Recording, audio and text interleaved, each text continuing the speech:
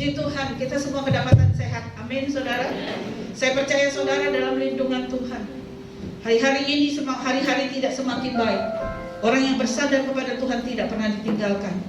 Tema khotbah saya hari ini adalah You are never alone. Saudara dan saya tidak pernah ditinggalkan. Yang setuju dengan saya, berikan tepuk tangan bagi dia. Saudara, salah satu sisi kehidupan kita yang paling tidak mengenakan adalah pada saat kita merasa sendiri. Iya kan saudara? Sendiri bukan berarti kita mau sendiri, tidak. Melainkan karena kita ditinggalkan dengan orang-orang kekasih kita. Saya percaya saudara dan saya pernah merasakan hal ini. Ketika saudara banyak uang, banyak orang mendekat kepada saudara. Tapi ketika saudara nggak ada uang, banyak orang yang menjauh daripada saudara. Saudara banyak ditinggalkan oleh orang, saudara. Satu persatu teman saudara meninggalkan saudara.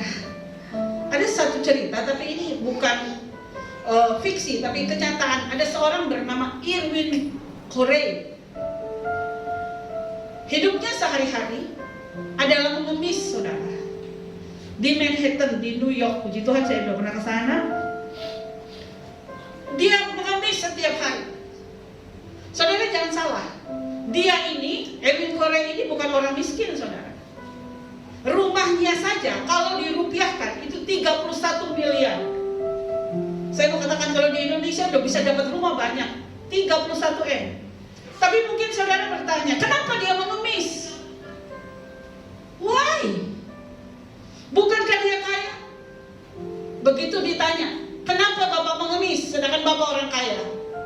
Dia katakan, istri yang saya kasihi, yang 70 tahun hidup bersama dengan saya, dipanggil Tuhan. Saya sendirian di rumah. Dan untuk membunuh kesendirian ini, lebih baik saya mengemis. Wow. Dengan kata lain gini saudara, sendiri itu tidak enak. Iya kan saudara? Yuk kita baca Ibrani 13 ayat 5b. Ibrani 13 ayat 5b. Ya. Ibrani 13 ayat 5b. Gini, 32 ya. Karena Allah, kita baca bersama-sama 5b saja yang di atas, nggak usah. 32 ya. Karena Allah telah berfirman, Aku sekali-kali tidak akan membiarkan engkau, dan Aku sekali-sekali tidak akan meninggalkan engkau. Saudara baca ayat ini, kata tidak ada berapa? Tolong lihat. Dua. Dengan kata lain ada dua pengulangan kata tidak. Berarti ini penting, saudara. Saya mau katakan kepada saudara, hari-hari ini saudara mengalami apa? Saya mau katakan, Tuhan tidak pernah meninggalkan saudara. Tepuk tangan bagi dia. Haleluya. Karena apa? Jiwa yang bersandar kepada Tuhan tidak akan pernah ditinggalkan. Seberat apapun masalah saudara, itu saudara tidak akan pernah ditinggalkan.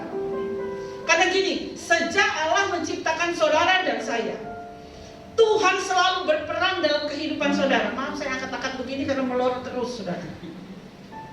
Iya, dia selalu berperan dalam kehidupan saudara dan saya.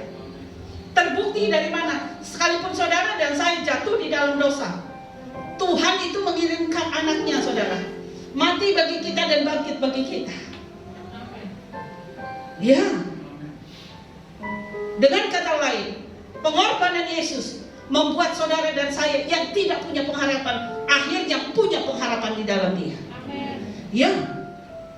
Kita punya pengharapan di dalam Dia. Karena apa? Allah intervensi di dalam hidup kita. Why Allah intervensi dalam kehidupan kita? Karena Allah punya rencana baik bagi saudara dan saya. Karena apa? Karena Allah sangat mencintai saudara dan saya. Mari kita belajar yuk dari Yakub. Yang pertama Yakub. Kita buka Kejadian 28 ayat 15. You are never alone. Kejadian 28 ayat 15. Kita baca bersama-sama 3-2. Menyertai engkau, dan aku akan melindungi engkau kemanapun engkau pergi, dan aku akan membawa engkau kembali ke negeri ini, Sebab aku tidak akan meninggalkan engkau, melainkan tetap melakukan apa yang kujanjikan kepadamu. Ini adalah kata-kata Tuhan kepada Yakub ketika Yakub sedang melarikan diri dari masalahnya. Ketika itu Yakub lagi berjalan, saudara, melarikan diri setelah 2 hari. Kenapa Yakub lari? Karena Yakub mencuri warisan dari Esau. Mengapa Yakub lari? Karena Yakub menipu ayahnya. Dengan kata lain, ada 2 tipuan ganda yang dilakukan oleh Yakub, sehingga kakaknya mau membunuh dia. Gara-gara si Yakub ini rumah tangga berantakan, saudara. Dan malam itu ketika dia lelah untuk berlari, saudara, dia tidur, saudara, beralaskan kepalanya dengan batu. Ketika Yakub tidur, saudara, Kejadian 28 ayat 12 berkata demikian. Maka Yakub bermimpi, di bumi ada didirikan sebuah tangga yang ujungnya sampai ke langit, dan tampaklah malaikat Allah turun naik di tangga itu. Dia mimpi. Sampai dia mimpi ini Allah belum berbicara sama Yakub. Saudara, untuk kakek daripada Yakub yang namanya Abraham, Allah berbicara. Untuk ayahnya Yakub, Allah berbicara. Tapi untuk Yakub belum. Sampai Tuhan sendiri berbicara kepada dia. Kenapa sih Tuhan berbicara kepada dia? Dia kan sudah salah. Dia membuat 2 tipuan ganda. Tuhan datang kepada Yakub ketika Yakub dalam putus asa. Tuhan datang kepada Yakub ketika Yakub pada titik yang putus asa.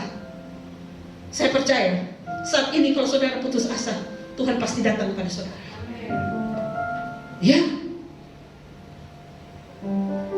Saya percaya saudara tidak pernah ditinggalkan sendiri oleh Tuhan. Makanya di Kejadian 28 ayat 15, sesungguhnya aku menyertai engkau, dan aku akan melindungi engkau kemanapun engkau pergi, dan aku akan membawa engkau kembali ke negeri ini. Sebab aku tidak akan meninggalkan engkau, melainkan tetap melakukan apa yang kujanjikan kepadamu. Ini janji Tuhan. Yakub, saya terjemahkan dalam bahasa saya. Aku lebih dekat dari apa yang engkau pikirkan. Aku selalu bersama dengan engkau.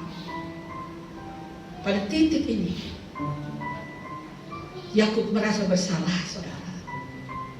Saya mau katakan untuk saudara yang hadir, untuk semua masalah saudara, untuk semua persoalan saudara, Tuhan berkata, minggu ini, aku bersamamu.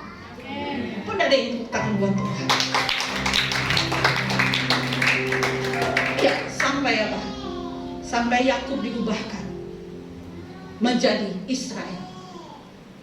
Israel artinya pejuang Tuhan, God Fighter. Orang yang bersalah Tuhan bisa bengkokkan menjadi orang yang baik. Ada amin, saudara. Yang kedua, kita lihat Israel. Ulangan 31 ayat 6. Kita lihat yuk. You are never alone. Kuatkan dan teguhkanlah hatimu. Janganlah takut dan jangan gemetar, karena mereka, sebab Tuhan Allahmu, Dialah yang berjalan menyertai engkau. Ia tidak akan membiarkan engkau dan tidak akan meninggalkan engkau. Ini adalah sesuatu ketika bangsa Israel, saudara, berkumpul di sisi timur sungai Yordan. Musa sudah mati, dan bangsa Israel tahu musuh-musuh yang mereka hadapi ini besar, saudara. Musuh-musuh yang bangsa Israel hadapi ini orang-orang kuat, saudara. Gak bisa diremehkan, saudara. Musa udah gak ada. Yang mereka hadapi adalah orang Het, orang Hemi, orang Feris, orang Edom, orang Moab. Itu orang-orang yang tidak bisa diremehkan kekuatan. Daftar-daftar nama yang saya sebutkan tadi itu adalah orang-orang yang menakutkan. Ada begitu banyak orang jahat yang mereka harus lawan. Mana mungkin kuat? Tapi janji Tuhan, God say, you are, you have, you can. bisa di dalam Tuhan. Karena apa, saudara? Fokus saja kepada Tuhan. Tuhanlah pembelamu. Kuatkanlah dan teguhkanlah hati saudara menghadapi masalah-masalah dalam hidup ini yang pelik. Ada satu lagunya, kita nyanyi sama-sama. Kuatkan dan teguhkan hatimu. Lebih lagi katakan, jangan takut dan tawar hati, sebab Tuhan besertamu. Lebih lagi katakan, kuatkan dan teguhkan hatimu.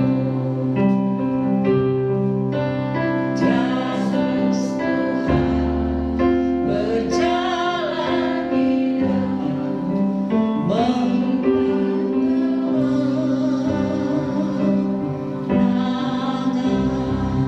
Saya mau katakan, jika Tuhan menyertai saudara, saudara tidak akan pernah kalah. Yuk semangat, yuk tepuk tangan bagi Tuhan. Memang ada kerja keras, memang ada air mata saudara, memang ada keringat. Tetapi jika Anda bertarung dengan Tuhan, Tuhan akan di pihak Anda. Saudara nggak pernah sendiri, saudara tidak akan pernah kalah, karena Tuhanlah perisai kita, Tuhanlah yang kekuatan kita. Oleh karena itu saya mau katakan, jangan andalkan manusia, andalkan Tuhan dalam setiap persoalan hidup. Ya, saudara kalau disertai Tuhan tidak akan pernah kalah. Ya, kita lihat lagi yuk. Saya kalau baca membawakan ilustrasi ini saya selalu nangis. Saya hanya baca aja di rumah saya nangis. Saya ulang lagi baca saya nangis. Saudara, ada seorang yang bernama Susan.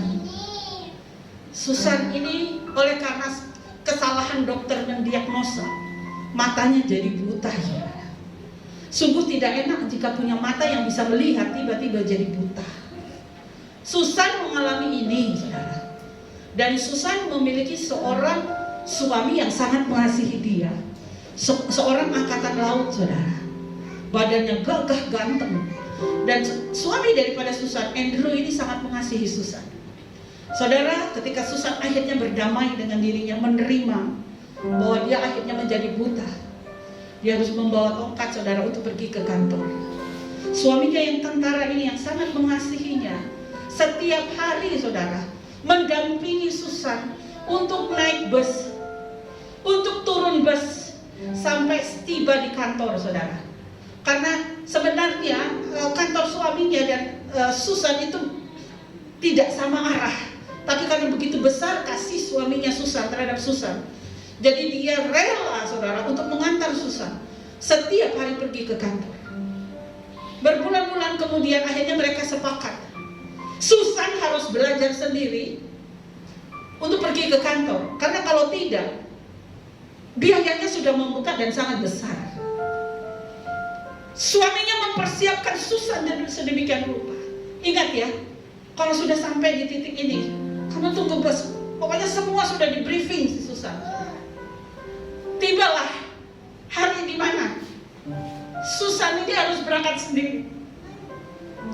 Gak enak loh, saudara. Biasa didampingi terus jalan sendiri, buta lagi. Gak enak loh. Tentu dia mengalami ketakutan. Aduh, semuanya gelap buat saya. Biasa ada suami saya yang menggandeng saya, yang membawa saya masuk ke bus dan membawa saya turun, dan saya harus sendiri hari ini. Tapi dia menguatkan hatinya. Dia peluk suaminya erat-erat sebelum dia berangkat. Hari itu dia berangkat sendiri. Puji Tuhan, dia bisa naik bus, dia bisa turun bus, bahkan menyeberangi jalan untuk menuju ke kantornya dengan selamat. Hari Senin dia sendiri, hari Selasa dia sendiri, hari Rabu dia berangkat sendiri, hari Kamis dia berangkat sendiri, hingga hari Jumat ketika dia mau turun dari bus dan membayar uang bus, ongkos, supir bisnya bilang begini, saya iri dengan kamu. Susan kaget sekali, saudara. Ketika supir bus bilang, saya iri sama kamu. Susan bilang, apa yang Anda iri dari saya? Saya buta, tapi saya iri dengan kamu.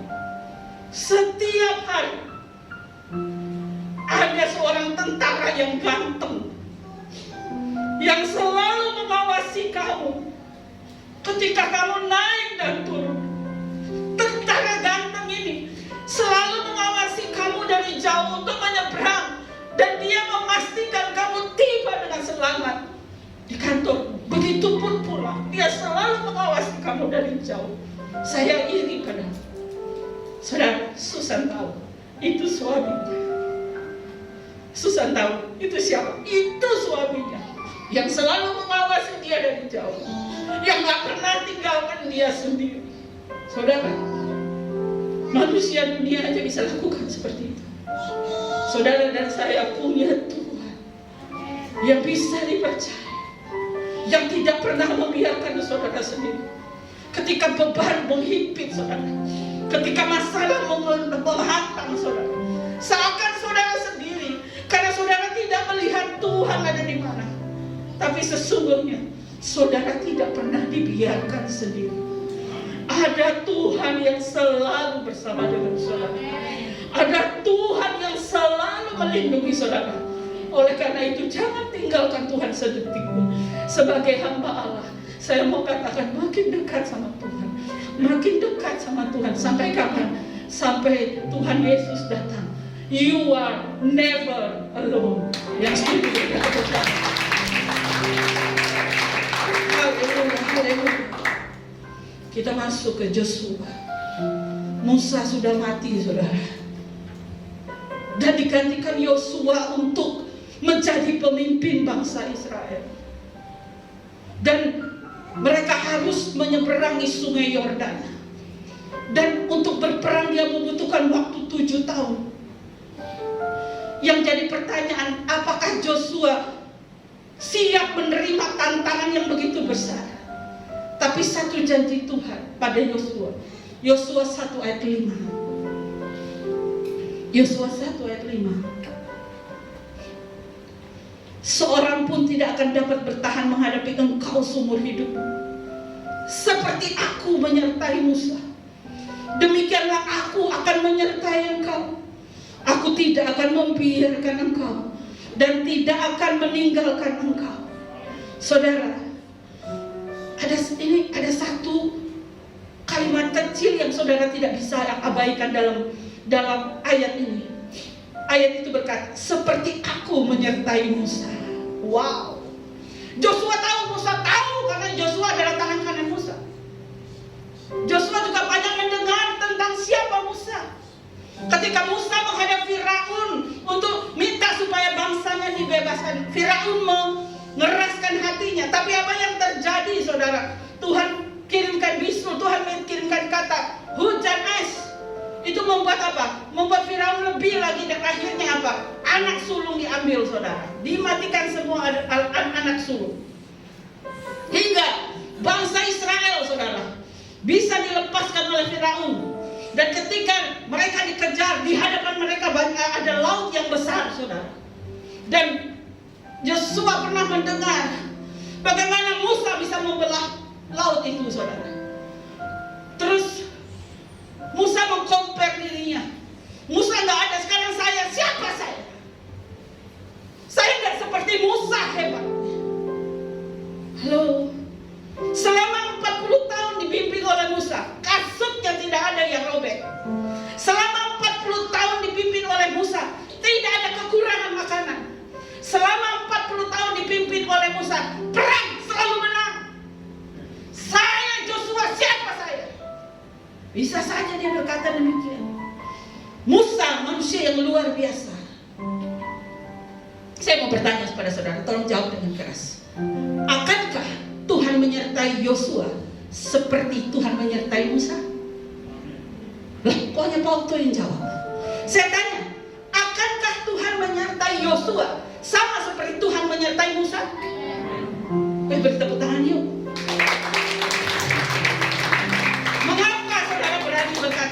demikian. Mengapa? Karena ada janji dalam firman-Nya, aku tidak akan pernah meninggalkan engkau. Itu janji Tuhan. Saya mau katakan, God is good all the time. Ya, ulang. God is good all the time. Berikan tepuk tangan bagi dia. Haleluya. Itulah makna janji Tuhan, saudara. Dalam hidup saudara dan saya juga. Saudara dan saya tidak pernah ditinggalkan. Iya, Anda tidak pernah sendirian. Ya, harus tanamkan dalam hidup saudara. Apa yang kita ambil dari firman ini, saudara? Jika Anda tidak mampu, kita punya Tuhan yang mampu. Jika Anda tidak bisa, kita punya Tuhan yang bisa. Apakah saudara khawatir dengan masa depan saudara? Apakah saudara khawatir dengan jodoh saudara? Saya mau katakan, jangan khawatir, jangan takut. Sebab Allah berjanji pada umatnya yang ada di Eo, aku tidak akan pernah meninggalkan engkau. Dia mendahului kita, dia membersihkan jalan kita sebelum kita masuk di dalamnya.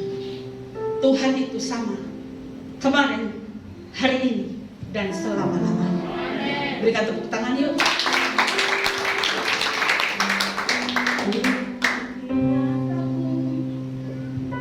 Ada satu lagu kita nyanyikan bersama. Ku tidak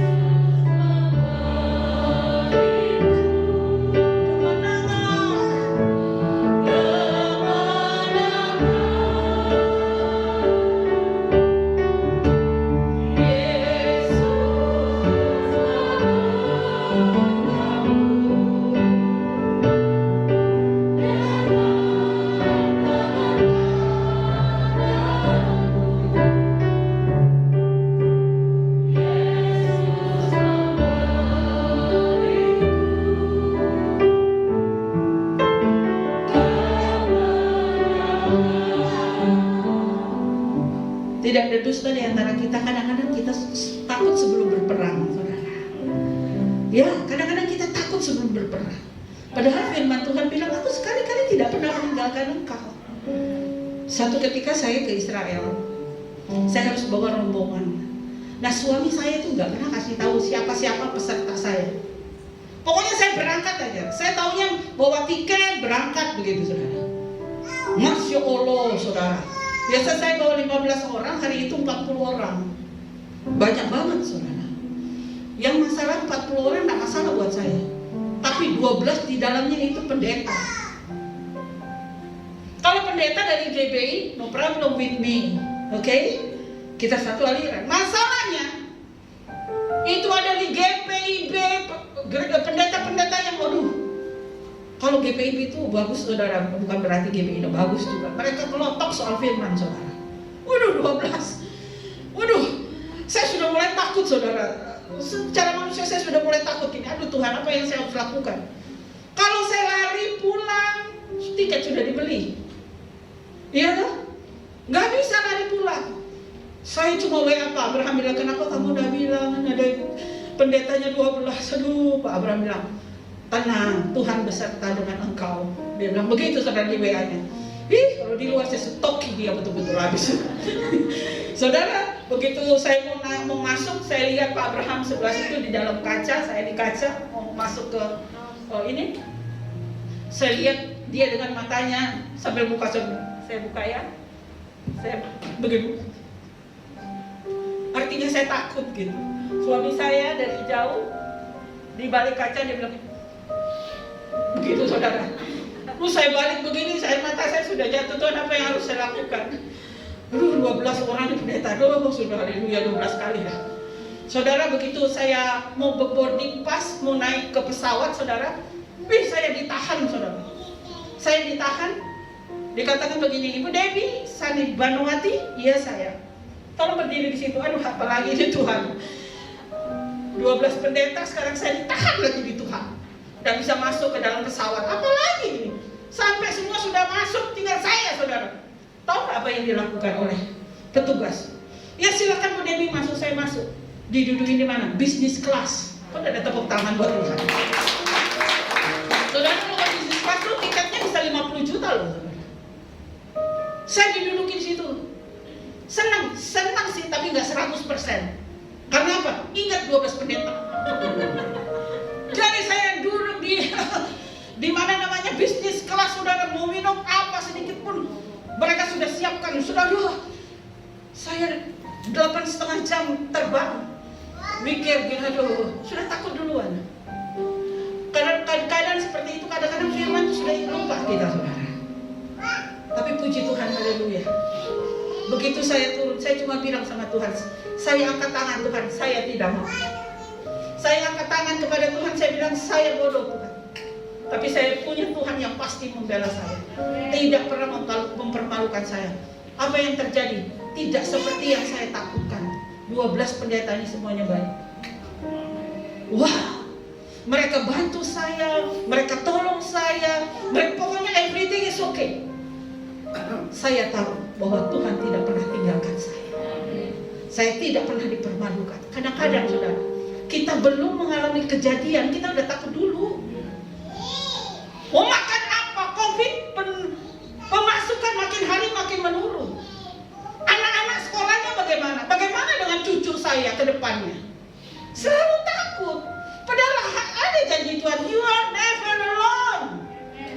Engkau tidak pernah dibiarkan sendiri. Ini ada Putri, ada Desi. Waktu masih SMA, mereka belum tahu bisa kuliah atau enggak. Tapi mereka berdua punya semangat yang tinggi di dalam Tuhan. Mereka berdua tahu bahwa mereka tidak akan pernah ditinggalkan Tuhan. Satu kali saya lihat Putri di Facebook ada di Papua dia. Kenapa dia di Papua ini? Ternyata dia punya sponsor dari Papua untuk kuliah. Oh, mereka tepuk tangan. Saya bilang Tuhan itu dahsyat loh. Dulu dia SMA, sekarang dia sudah kuliah.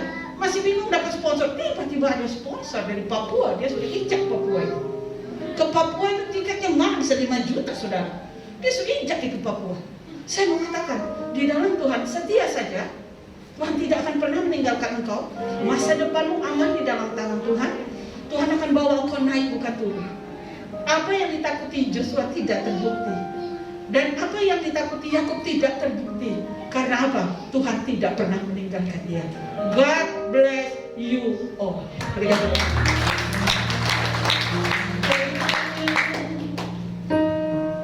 Apa yang menjadi ketakutanmu hari-hari ini? Apa yang menjadi kekhawatiran saudara hari ini? Apa yang menghantui saudara untuk masa depan saudara? Sehingga saudara merasa lemes, tidak kuat lagi. Saya mau katakan saudara tidak pernah dibiarkan sendiri oleh Tuhan. Tuhan selalu berjalan di depan saudara, memberikan saudara kemenangan, memberikan saudara sukacita. Mari saudara jangan putus asa. Kita semangat lagi untuk mencari Tuhan. Kita semangat lagi untuk menghampiri Tuhan. Sebab Tuhan sangat mengasihi saudara dan saya. Namanya Rabbasika Ramaya. percaya saja Tuhan bekerja bagi saudara.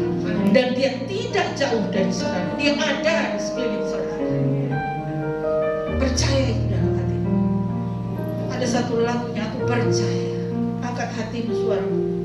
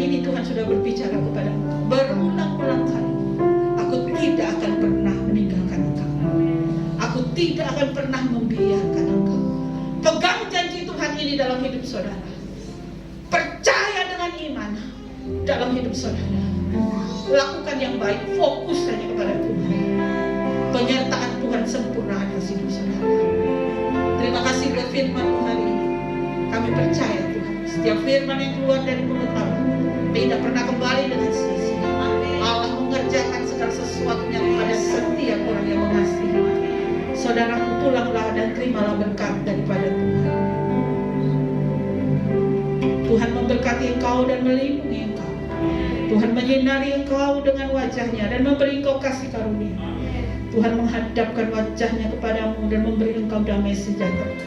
Kiranya berkat kasih karunia dari Allah Bapa, berkat damai sejahtera dari Tuhan Yesus Kristus, serta persekutuan dengan Roh Kudus menyertai saudara sekalian dari hari ini sampai selama-lamanya.